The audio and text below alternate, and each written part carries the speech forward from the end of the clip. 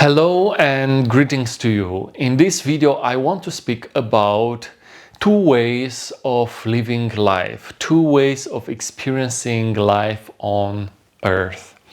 And before going deeper into the topic, I just want to tell you that everything that I share here in these videos are just my own perspectives. Of course, they are inspired by different readings taken from different people, but take everything that I say through your own filters with a pinch of salt, use your critical thinking, and take only what you resonate, knowing that I don't own or claim the ultimate truth. Before diving deeper in the topic, if you feel like to subscribe, comment, give a like to this video, that would be very helpful for me in order to expand this work that I'm doing online and reach more people. Now, going back to the topic of this video, two ways of living life. I want to tell you that I made a few drawings here and I have a bit of graphic facilitation, and you will see here on this part of the screen some images with text and words that I made for this video. I also have here some notes in case I forget something. But let's go into the topic. So I first came across this idea of two ways of living life in the book of Mircea Eliade, The Sacred and the Profane. And the main idea of this book is that we humans, we experience two ways of being, two types of time and space. One is the profane time and space, and the other is the sacred time and space. Now, the profane refers to our daily life, when we are, in a way, in the consciousness of the ego. The sacred refers to everything that is connected with the divine and engaging with the divine, or God, or the universe, the force, the source of all things. Now, we live in a modern society, industrial, consumerist, capitalist society, which predominantly is a world of the profane. Therefore, when we are in our daily lives, we are often in the profane consciousness. And this dimension is the dimension of the ego. And in the center of this kind of consciousness is our own being. Me, myself, and I. So in the center of this way of living is myself, my own being. Therefore, very often the profane is a space and a time of our small needs, our survival dreams and actions. Is very often a way of being that is somehow with a lower frequency. Very often maybe there are emotions like fear and greed and jealousy and guilt and shame. And we all live in the profane world every day. But the idea is that this is not the whole picture. This is not everything. Because there is also the sacred way of living life. And this is the space of the divine. So I resonate a lot with the idea that we are spiritual beings having a physical experience on the planet Earth. I personally resonate with the idea that we are spiritual entities that are embodied in this realm on the earth, and we are trying to have some experiences to learn for our spiritual journey through the universe. Now, because we are such beings, there is inside of everyone a spiritual need. There is a spiritual desire to connect with the source, with a divine entity that brought us in this realm. Now, we humans, we all have different states of consciousness. Some people are closer and very deeply immersed in the profane world and totally disconnected from the spiritual dimension of life. There are some beings, some human beings that are with one foot in the profane world and another foot in the spiritual world, and having both experience. And there are beings that are, deeply immersed in the spiritual world. And personally, I don't think there is a right or wrong or better or worse way of being. We are on our spiritual journey, and we are in the place we are, and we cannot deny this. Yet, I believe that it's important, us as human beings, to turn ourselves towards the sacred space, and to get into connection with the divine. Now, it's not an easy task, because on one side we live in the egocentric world and society, which drags us into this egocentric way of being. And often the divine is ignored or covered by the noise of the modern life. Yet it's important to break through the wall of ignorance and cross the threshold into the sacred. And it may be challenging also because the sacred space was somehow monopolized by the religion. So the institutions that religions represent monopolized the sacred space. And I think this also comes with disadvantages for the individual, for the human being, because, for example, I often, when in the past I was going in the church, which should be supposed to be a sacred space, a space where I can get in touch with the divine, I was very often in my profane consciousness. I was very often thinking of mundane things, analyzing, and missing out on this sacred connection with the divine. So I believe personally that the experience of the sacred is independent of religions, because from my point of view, it's not a religious thing, but it's a spiritual experience. And I want to share also a few things that, a few practices, a few ideas that can bring us in the sacred space and time.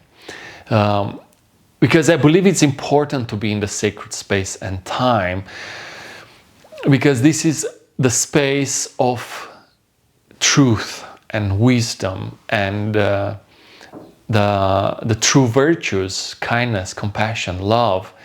And that's why all the great spiritual teachers are speaking about these high virtues. And when we are in the sacred space, we experience higher frequencies and vibrations, and therefore it's also, the sacred space is a space for healing and receiving divine guidance and revelations, and getting in touch with our true self and our true purpose on this earth. Therefore, it's so important to shift from the profane consciousness to the sacred consciousness. And we can do this through different practices, and I want to name a few of them. And yeah, maybe before that we can think as the way of developing our sacred consciousness is as developing a relationship with another entity. Because if we think of having a relationship with a friend, developing a relationship with another human being, we need to spend time with that person. We need to have a phone call from time to time, go for a walk, spend a weekend together, have dinner, offer gifts, and things like that. So the same, I would use this as an analogy for developing our relationship with the sacred. And we need to see the sacred, the divine, the source as another being, entity that is waiting for us to engage in a conscious relationship. And here are a few ideas about how to do this. Well, first of all, I think it's important to expand our perception and to see and believe that there is more than the mundane, profane world. And to believe and feel that there is a source, a divine spark beyond my ego. And when I have this perception, one thing that can help me is to slow down. When I slow down, my perception amplifies. That's why the modern world is at a very high pace and is harming us. Because living in this very high pace, high intensity, we are disconnected from our spiritual nature, from our spiritual essence. Therefore, it's easier to get lost. So it's so important to slow down, to walk slower in the house, to cook and eat slowly, slowing down, to work slowly, to drive slowly, to slow down. Praying is another powerful practice, just to pray in our own intimacy, or moments, day-to-day moments, to pray to this divine essence, to pray for guidance, to pray to show up, to be present, to guide us. It's also important and helpful if we read spiritual books, because there are countless spiritual teachers, men and women alike, who maybe are more immersed in this sacred time and space, and they have teachings and wisdom. And by reading these books, I get to immerse myself in this sacred consciousness, sacred way of looking and living life, looking at the world and living life. Spending time in nature is utterly important, because there's a beautiful idea which says that nature is the creation of the divine. So when we are in nature, we get to experience the beauty of the creation, and we can feel the sacred closer. In nature, we are also ushered by the natural world to slow down, and our consciousness is shifting, and we begin to access the spirit, the divine, the sacred spark of life. Fasting is another powerful practice. When we are fasting, we shift our consciousness. We shift our consciousness from our autopilot way of living life to a more introspective way of being. Also, when we are fasting and we are not eating, we are slowing down. and we get to sense our mortality, our humanity. We become more humble. And of course, when we are fasting, our system, our body becomes more receptive, more present, because our bodies are not used to digest all the food and nutrients and sugars and alcohol and stuff like that. So fasting 24 hours, 36, 2-3 days, so powerful and important. Visiting sacred sites is it's also very important. There are places with strong energy on the earth, and often in these places with sacred energies where the veil is thin or the energy of the land, the earth is very strong, there are sites built. Maybe there is circle of stones, maybe there is a temple, maybe there is a top of the mountain where there are the veil is thin, and we can expand our consciousness, and we can perceive more intense. And the science behind this is that there are electromagnetic energies which amplify our perception, and in those places we can perceive life and the sacred much more. And when we are in these sacred spaces, we step into the sacred space and time, and that's so important. And often, engaging with rituals, and rituals also can be done in these sacred spaces, but not only. We can engage with rituals, and rituals are a way of opening sacred spaces in this profane world.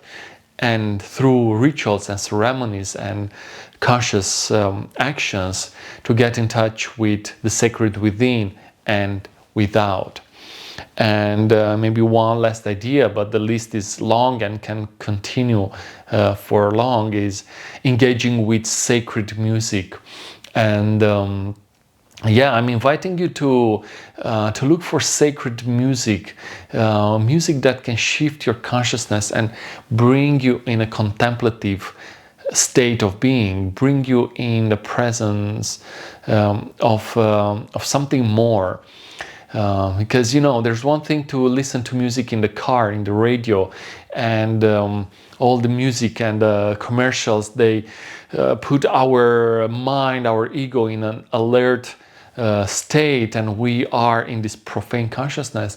And there's another thing to place some spiritual music, and just look on YouTube or whatever you want, and play some spiritual music when you're cooking, when you're studying, or when you're just driving, and see what happens. For me, it has a great effect. Okay, so I think I will stop here, but maybe just to sum up all these things. There are two ways in which we can experience life. One is the way of the rushed ego, focused on survival, focused on our well-being, personal interests and desires. And this is the profane space, the world of the ego and the small needs. And if we cross the threshold with intention, and we believe in the existence of a sacred dimension of life, we engage with the sacred, we feel the presence of the divine, the guidance, we get in touch with our true self, with our souls, and we get to live a more sacred life. And I think this is so important in these unraveling times when the world seems to get more crazy day by day. It's important to shift into a sacred way of living. And the more time we spend in the sacred time and space, the better it is for ourselves and for the world. And the more of us will get in touch with the sacred, we will increase the consciousness, the collective consciousness, and we can elevate the experience of being human. Okay, thank you so much for listening to all these ideas. I'm curious what you think about them. So if you feel like giving a comment, writing, sharing your thoughts, perspectives, subscribing to this YouTube channel, and let's all experience more and make space more for the sacred. Thank you so much.